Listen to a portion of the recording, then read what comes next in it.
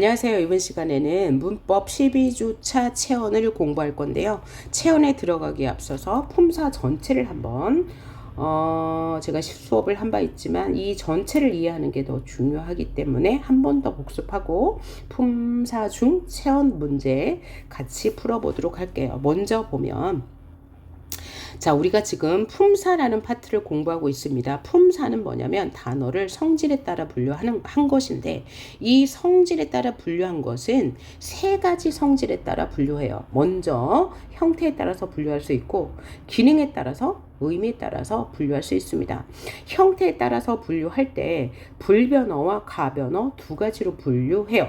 그러면 불변어는 형태가 변하지 않는다는 뜻이고 가변어는 형태가 변한다는 뜻입니다.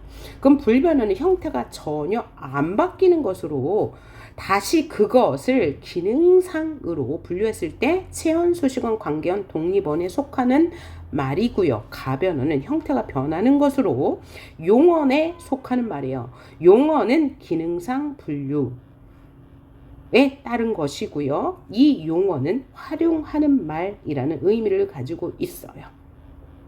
자, 이 용어는 가변어와 같은 말이고요. 활용하는 말이잖아요. 이 가변어는 동사와 형용사, 서술격, 조사 세 가지가 있는데요.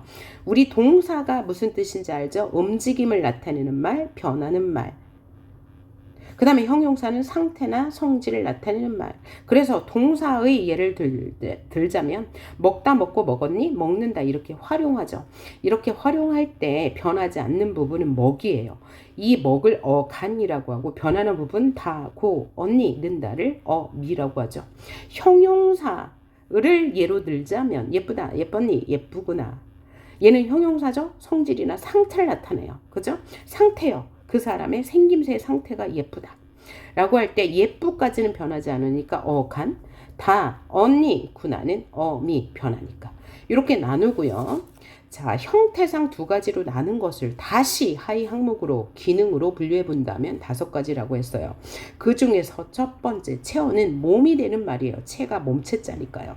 이 몸이 되는 말을 다시 의미상 분류로 보면 명사, 대명사, 수사고요. 수식어는 수식 꾸며준단 말이니까 이 꾸며주는 말은 의미상 분류로 해보면 관형사, 부사인데요.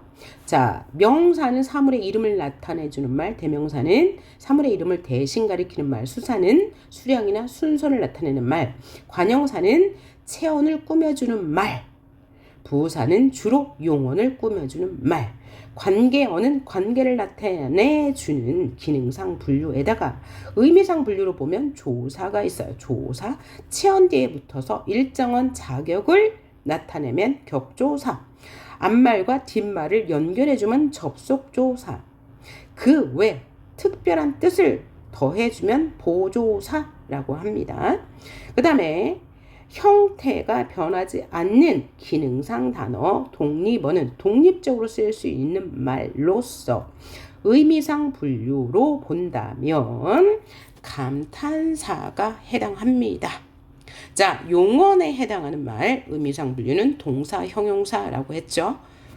요거를 여러 번 반복해서 여러분이 듣고 이 전체를 여러분이 써보셔야 이해가 되는데요. 이 써보는 시험은 다음 시간에 테스트를 통해서 할 거고요. 요거를 여러 번 반복해서 들으셨으면 좋겠어요.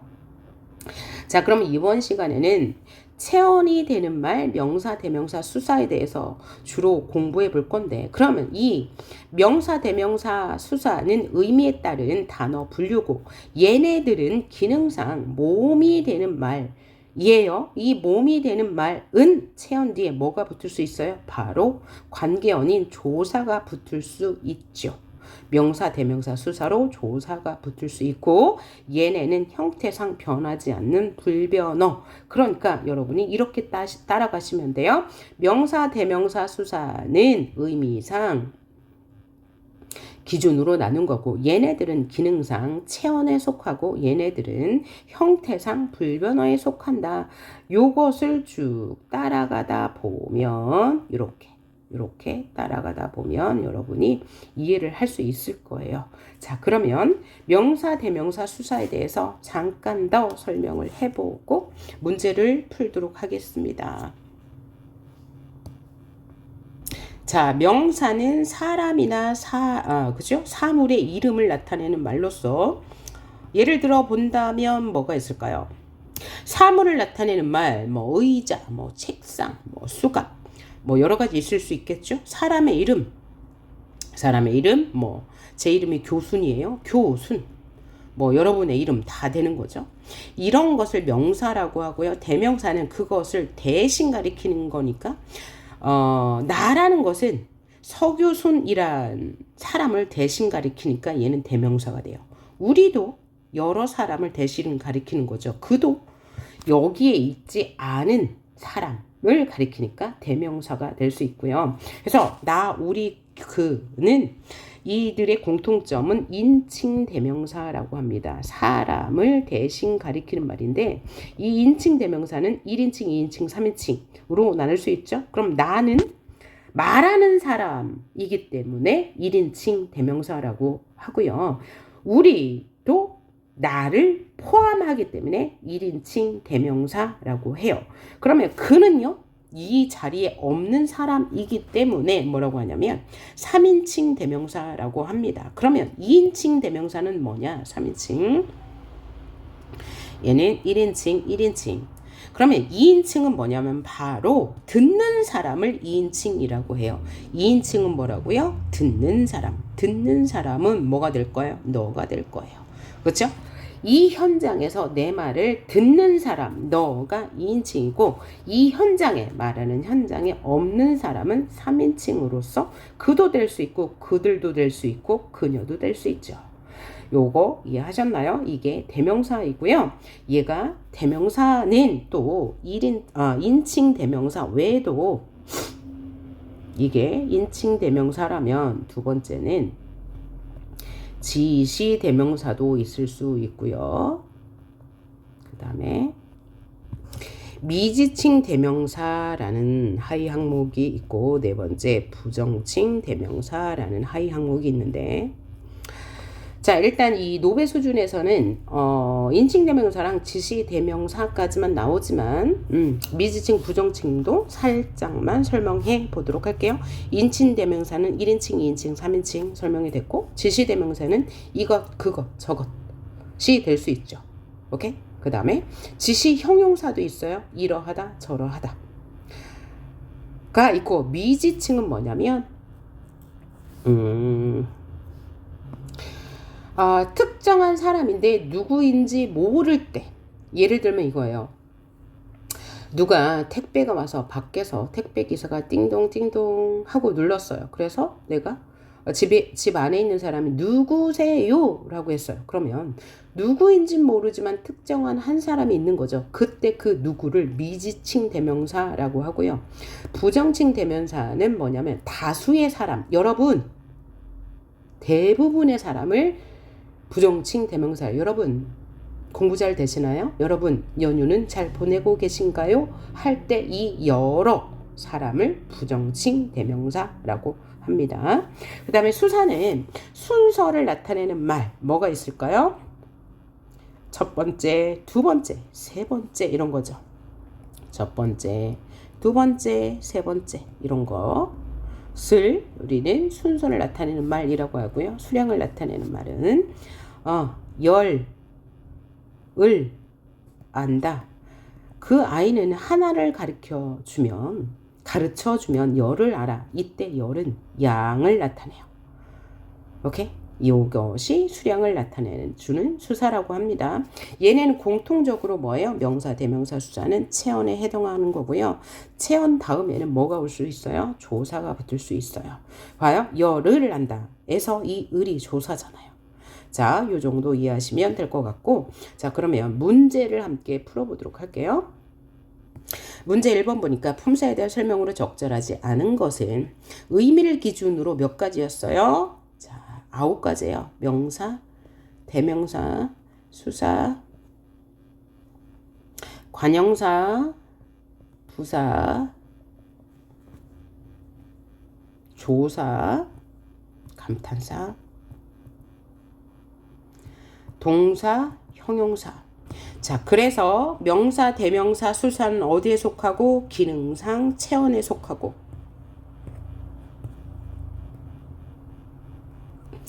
동사, 형용사는 기능상 용언에 속하고, 조사는 관계언에 속하고, 감탄사는 독립언에 속하고, 관형사, 부사는 수식언에 속하고, 조사는 관계언에 속하죠.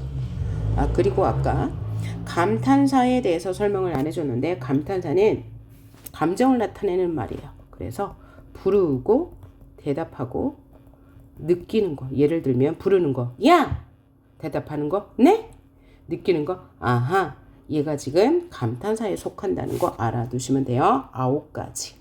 의미를 기준으로 볼 때 9가지고 기능을 기준으로 볼 때 5가지죠. 관계언, 수식언, 체언, 용언, 독립언.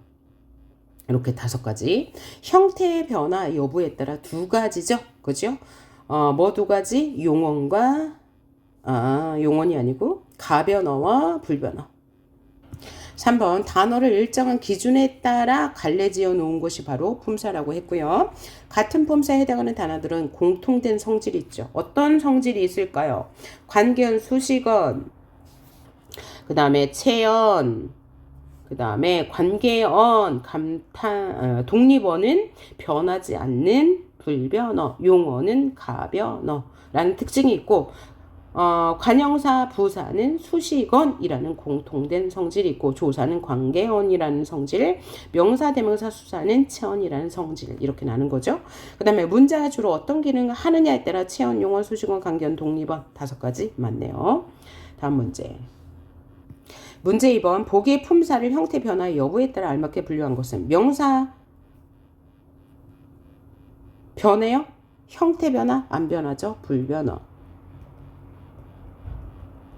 관형사 안 변하죠? 불변어. 감탄사 안 변해요? 불변어. 형용사 변하네요? 동사랑 형용사는 뭐요? 가변어. 이렇게 분류하면 되겠어요. 답은 여러분이 찾아보세요. 문제 3번. 보기에 대한 설명으로 적절하지 않은 것을 고르세요. 선생님 오늘 수업 시간에 배운 체언에 대해 정리해 보았는데요. 적절하지 않은 건 뭘까요? 체언은 문장에서 주체가 되는 말이에요. 그게 체언이란 말과 같은 의미니까 맞죠? 명사, 대명사, 수사가 체언에 해당하는 거 맞고요. 체언은 문장 안에서 형태가 변합니까? 아니에요. 얘는 체언은 불변어라고 했고요. 형태가 변하는 건 뭐라고요? 가변어라고 했어. 가변어에 해당하는 의미상 품사는 2가지. 동사와 형용사, 서술격 조사. 그러면 서술격 조사가 어떻게 형태가 변하는지 봅시다.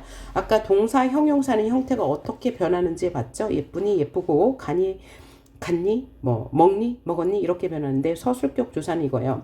나는 선생님이다 라고 했는데 이 이다가 체언 뒤에 붙으니까 뭐예요? 조사잖아요. 그런데 이 조사가 어떻게 변해요? 나는 선생님이니? 나는 선생님입니다. 나는 선생님인 교순이야 라고 할 때 이니, 이라는 서술격 조사에다가 니은이라는 어미가 변한 겁니다. 오케이? 요게 이제 서술격 조사의 형태 변화라는 거 보시고요. 그 다음 선제 4번. 체언은 문장에서 주어, 목적어, 보어, 서술어로 쓰입니다. 그쵸? 체언, 선생님 체언이죠. 명사니까요. 서술어 자리에 쓰였어요. 주어 자리에 나, 대명사잖아요. 그죠? 그 다음에 보어 자리에 쓰이는 거 보면 보어라는 것은 서술어를 보충해 준다는 말이에요. 나는 선생님이 아니다 라고 할 때 나는이 주어, 그죠? 행위의 주체가 되는 말. 아니다 서술어, 주어를 설명해 주는 말. 선생님이가 서술어를 보충해 주는 부어가 됩니다. 이렇게 요게 바로 체언의 역할이 기능이에요. 주어, 목적어, 보어, 서술어 자리에 다 쓰이잖아요. 나 대명사, 선생님 명사, 아니다 용언으로 서술어 기능을 하는 거죠.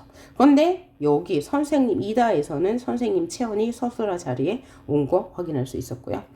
그 다음 선지 5번. 채연은 홀로 쓰일 수 있죠. 어떻게 홀로 쓰인다는 것은 조사와 결합하지 않는다는 얘기요. 이렇게 쓸 때는 홀로 쓰이죠. 사랑. 정말 아름다운 것이야. 얘는 사랑 명사인데 홀로 쓰였죠. 홀로 쓰이는 단어 이걸 뭐라고 그래요? 감탄사가 아니고 독립언이라고 하죠. 독립언. 여기서 이제 독립언이라는 말은 뒤에 있는 문장과 관계 맺지 않고 혼자 쓸 수 있는 말인데 이 독립언은요. 이렇게 체언 하나가 쓸 수도 있고 감탄사가 쓸 수도 있고 체언 플러스 조사가 쓸 수도 있습니다. 그럼 예를 봐요. 사랑에다가 아라는 조사를 한번 넣을까요? 사랑아 그러면 혼자 쓸 수 있으면서 체언 플러스 조사가 된 거고요. 감탄사 아 라고 써도 독립언이 되죠. 명사 하나도 독립언이 되죠. 자, 여기까지 했고요. 그러면 문제 4번으로 한번 가볼까요? 문제 4번 보기 단어들의 공통점으로 적절한 것은 모자, 백두산, 우유, 사람 뭐예요? 다 명사는 기능상 체언, 형태상 불변어라는 거 기억하시면 문제 풀기 쉽겠죠. 반드시 앞에 꾸며주는 말이 필요한가요? 필요하지 않죠. 모든 단어는 반드시 앞에 꾸며주는 말이 필요하지 않습니다. 꾸며주는 말이 있으면 그 체언을 조금 더 상세하게 설명해주는 역할을 할 뿐입니다. 유일한 대상의 이름을 나타내요. 대상의 이름을 나타내는 것은 명사인데 유일한 대상의 이름은 뭐라고 하냐면 우리는 명사 중에서 유일한 대상을 가리키면 고유명사라고 하고요. 유일한 대상이 아닌 것은 우리는 일반 명사라고 합니다. 자, 그럼 일반 명사는 이런 거예요. 모자, 백두산, 우유, 사람.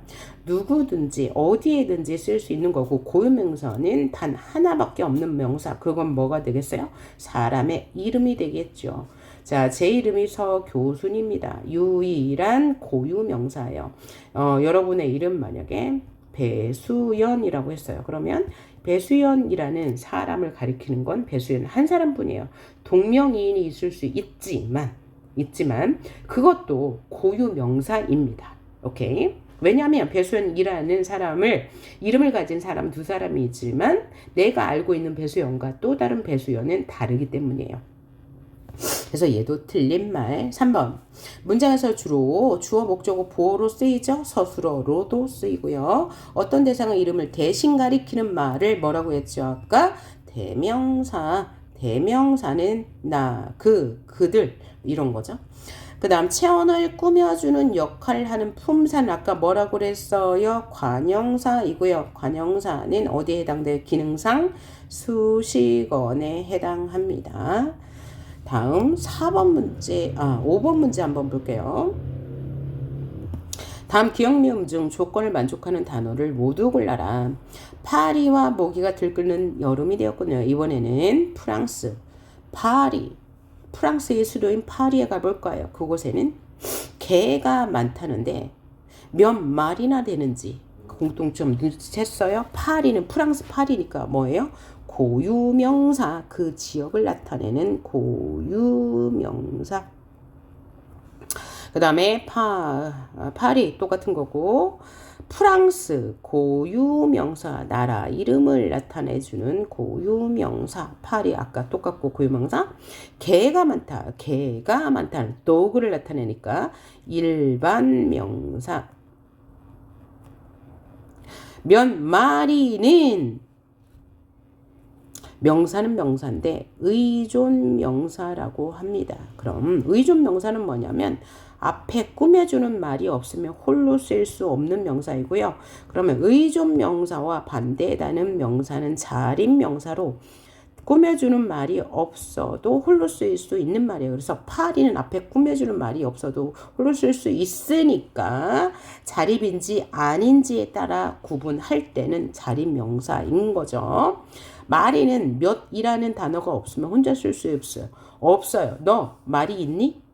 몇 마리 있니?는 되지만 몇이 없으면 안 돼요. 그래서 이때 이 몇은 말이라는 명사를 꾸며주는 관형사가 되는 거예요. 자, 그러면 조건을 한번 봅시다. 홀로 쓰일 수 있는 명사가 뭐라고 그랬죠? 자립명사라고 했고요. 고유명사는 뭐야? 단 하나밖에 없는 것.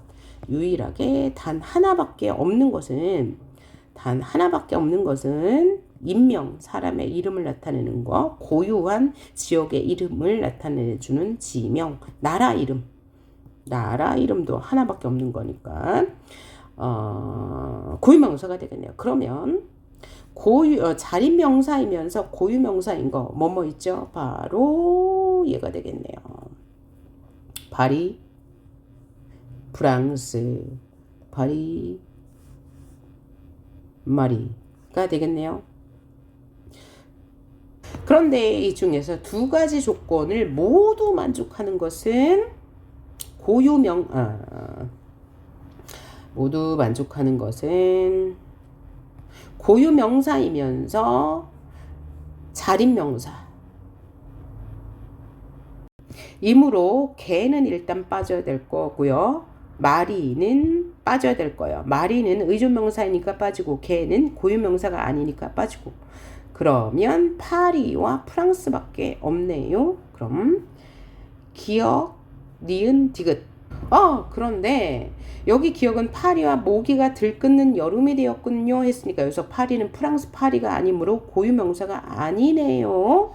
곤충 파리를 나타내니까 니은 디귿밖에 해당하지 않네요. 이렇게 고르시면 되겠어요. 다음 6번을 한번 볼게요. 6번 보기 문장에서 명사를 모두 찾아 쓰래요. 명사. 자, 체언 중에서는 명사, 대명사, 수사가 있는데 명사는 사물이나 사람의 이름, 대명사는 그것을 대신 가리키는 말, 수사는 순서나 양을 나타내는 말. 뭐가 있습니까? 화단, 꽃, 송이, 따름. 입니다가 조사니까 따름도 명사입니다.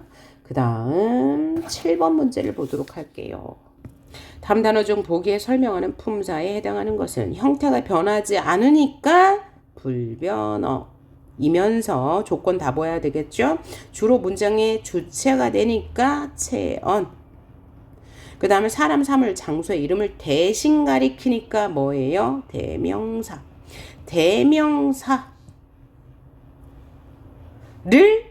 가지지 않는 것을 고르래요. 자, 여러분. 대명사이죠. 여러 사람을 대신 가리키는 말이죠. 여러분. 잠깐 여기 지시대명사라고 했죠. 그것은 아무, 얘는 미지칭 대명사라고 했어요. 특정한 일인. 그 다음 저희, 자신을 낮추어 부르는 대명사죠. 자녀명사 어느 는 대명사일까요? 아니에요. 왜요? 이것 뒤에 것이라는 뭐가 왔습니까? 의존 명사가 왔죠. 그래서 명사를 꾸며주면 뭐가 돼요? 관형사가 되는다. 여기에서 이제 여러분이 어려움에 봉착했을 거예요. 그러면 여기서 뭘 봐야 되냐? 명사, 대명사, 수사와 관형사를 어떻게 구분하는지를 공부해 봅시다. 자, 어떻게 구분하냐? 명사, 대명사, 수사 뒤에는 뭐가 올 수 있다고 그랬어요? 조사가 올 수 있다고 그랬어요. 그런데 관형사 뒤에는 조사가 올 수 없습니다. 자, 예를 들어서 이런 문장이 있다고 해요. 자, 이것을 예로 들어볼게요. 이것은 무엇입니까? 이것 다음에 조사가 왔으니까 얘는 명사, 대명사, 수사 중에 하나죠. 대명사죠. 얘는 대명사. 왜요? 조사가 올 수 있으니까. 무엇입니까? 입니까도 조사예요. 그래서 얘는 대명사예요. 그 다음에 무엇을 하든 무엇 대명사입니다. 을이라는 조사가 왔으니까요. 그것 은이라는 조사가 왔으니까 대명사고요. 나의라는 조사가 왔으니까 대명사예요. 자유 다가 조사니까 이 자유는 명사입니다. 당신과 과가 조사이니까 대명사이고요. 함께 부사입니다.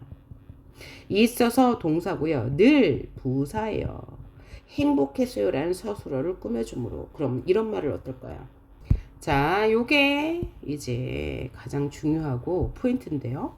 나는 사과 2개를 먹었다. 여기서 두의 품사가 뭘까요? 여기 둘만 있다. 분명히 양을 나타내는 건데 어떤 경우에는 관형사, 어떤 경우에는 수사가 될 수 있어요. 조사가 붙을 수 있으면 수사, 붙을 수 없으면 관형사. 나는 사과 2개, 두 다음에 개가 왔죠. 2의 개. 말 돼요? 조사 넣어봐요. 2를 개, 를 안 되죠. 그러니까 얘는 뭐예요? 관형사가 되는 겁니다. 관형사예요. 여기서 2는 관형사고 조사가 붙을 수 없어요. 그 다음에 여기 둘만 있다. 만이 조사예요. 그러니까 얘는 뭐예요? 수사가 되는 겁니다. 또 다른 예로 예를 한번 봐요. 사람 열이 모였다. 열이라는 분명히 양인데 이가 조사죠. 그러니까 얘는 뭐예요? 품사가 수사예요. 10명의 사람이 모였다. 열 다음에 명 띄었죠. 그리고 이 명을 꾸며주는 말이 되었어요. 그런데 여기다 열의 사람이 모였다. 열을 사람이 모였다. 말 될까요? 안 될까요? 안 돼요. 그러니까 얘는 뭐예요? 관형사가 됩니다. 이렇게 구별하셔야 돼요. 그러면 본문제 8번으로 들어가 보도록 할게요. 8번. 공통된 품사를 찾으라고 했어요. 무엇입니까? 이다가 활용한 거예요. 그래서 얘는 서술격 조사이니까 얘는 대명사가 되겠네요. 그렇죠? 그것은 뭐야? 어떤 것을 대신 가리키는 대명사고요. 당신 2인칭 대명사니까 대명사라고 할 수 있고요. 9번 문제 풀어보도록 할게요. 9번 문제 보기에서 대명사를 모두 찾고 그 대명사가 공통으로 가리키는 대상을 쓰래요. 산신령께서 그대는 왜 울고 있는가? 라고 했더니 나무꾼이 연못에 도끼를 빠뜨렸기 때문입니다. 그래서 산신령 이 도끼가 너의 도끼냐?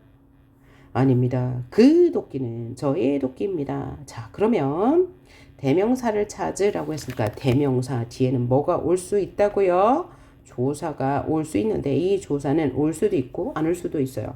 원래는 와야 되는데 안 올 수도 있다는 말은 생략이 가능합니다. 이런 뜻이에요. 생략 가능하다. 예를 들면 이런 거죠. 너 참 잘했어 라는 말이 있어요. 그런데 여기서 너 뒤에 가라는 말을 붙일 수 있죠. 너가 참 잘했었는데 가라는 것은 뭐야? 이 조사는 생략할 수 있어요. 생략할 수 있어요. 그래서 여러분이 조사가 생략되어 있더라도 넣어보셔야 돼요. 그래서 말이 된다면 뭐고요? 대명사고 아니라면 뭐라고요? 관형사라고 했어요. 그래서 너 의라는 조사가 붙었으니까 무조건 대명사죠. 그렇죠? 너. 그 다음에 아닙니다. 그 도끼는 뭐죠? 조사 있으니까 저 대명사이고요. 그 다음에 그대 대명사네요. 왜요? 조사가 붙었잖아요. 그 다음에 연못의 도끼를 여기는 넣고 이가 관형사예요. 대명사예요. 이의 도끼, 이를 도끼 말이 안 되니까 얘는 관형사입니다. 대명사가 될 수 없어요. 그의 도끼, 그를 도끼 말이 안 되니까 관형사예요. 이렇게 구별하셔야 되고요. 그 다음에 이 대명사가 가리키는 대상이 뭔지 쓰래요. 그러면 여기서 그대는 누굴 가리켜요? 누구한테 말했어요? 나무꾼에게 말했습니까? 그대는 나무꾼을 가리키네요. 그 다음에 너의 도끼, 여기서 너도 나무꾼을 가리키네요. 듣는 사람이 나무꾼이잖아요. 그 다음 아닙니다. 그 도끼는 다 나무꾼이네요. 그래서 저 그대는 모두 나무꾼을 가리켰다라고 답하시면 될 것 같고요. 그 다음 10번 문제를 봅시다. 10번 문제 보기의 밑줄 친 단어에 해당하는 설명으로 적절하지 않은 것은 보기는 우리 셋은 뭐야? 수량을 나타내니까 수사 아니면 뭐라 해요? 관형사죠. 그런데 관형사는 뒤에 뭐가 붙을 수 없고 품사가 붙을 수 없고 수사는 붙을 수 있다고 했는데 품사가 아니고 조사. 여기는 은이라는 조사가 붙었기 때문에 얘는 품사가 뭐다? 수사이다. 선지 1번 체언에 해당하죠. 수사에 해당하는 거 뭐 있어요? 체언에 해당하는 거 수사 대명사 명사니까 맞고요. 그 다음 문장에서 주체가 되는 말이죠. 얘네는 다 뭐니까? 체언이니까. 그 다음 조사와 결합하여 사용하기 어렵나요? 당연히 여기는 조사와 결합했으니까 맞죠. 수량이나 순수를 나타내는 품사에 속한다. 수사 맞고요. 3번은 틀린 거. 문장에서 사용될 때 형태가 변하지 않는 불변어라고 했죠. 그 다음 11번 밑줄 친 단어의 품사가 나머지와 다른 것을 골라라 라고 했어요. 자, 1번 이 사과 하나의 값을 얼마인가요? 조사가 붙었으니까 얘는 하나 양을 나타내는 수사라고 할 수 있고요. 4 더하기 5는 4 뒤에 조사 붙을 수 있어요? 없어요? 있네요. 4의 더하기 4를 더해서 5는 9입니다. 말 되죠? 그러니까 수사. 첫째 순서를 나타내는 말인데 그러니까 수사인데 첫째는 이라는 조사를 넣을 수 있으니까 수사 맞고요. 필통에 볼펜 두 자루 했어요. 그래 두의 자루 두를 자루 말이 안 되니까 얘는 관형사. 그 다음에 저녁이 되자 놀이는 둘만 조사가 붙었으니까 수사. 다음 12번 보기의 A, F에 대한 설명으로 적절한 것은 A, 그, 는이 붙었으니까 뭐예요? 대명사. 그 사람, 여기서 그는 관형사죠. 그의 사람, 그를 사람 안 되니까 얘는 대명사. A를 봅시다. A와 B는 둘 다 사람을 가리키는 대명사이다. 맞나요? 맞네요. C와 D를 봅시다. 둘 수사네요. 이사라는 조사가 붙었으니까 수사. 다섯은 관형사네요. 다섯의 개 말이 안 되니까 여기서는 관형사. 선지 2번 판단해 볼게요. C와 D는 둘 다 수량을 나타내는 수사이다? 아니죠.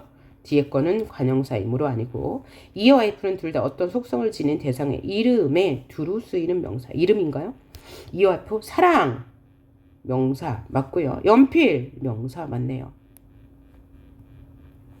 그 다음 A와 F 중에서 고유명사가 두 개일까요? 고유명사 하나밖에 없는 명사가 없네요. 그 다음에 A와 F 중에서 반드시 꾸미는 말이 와야만 쓰일 수 있는 명사는 의존 명사인데 의존 명사 몇 개 있나요? 없네요. 그럼 1번 왜 틀린가 봅시다. 여기서 그는 대명사인데 그 사람까지 하면 대명사가 안 되죠. 자, 여기까지 우리 12주차 문법 교재 한번 풀어봤습니다. 수고하셨어요.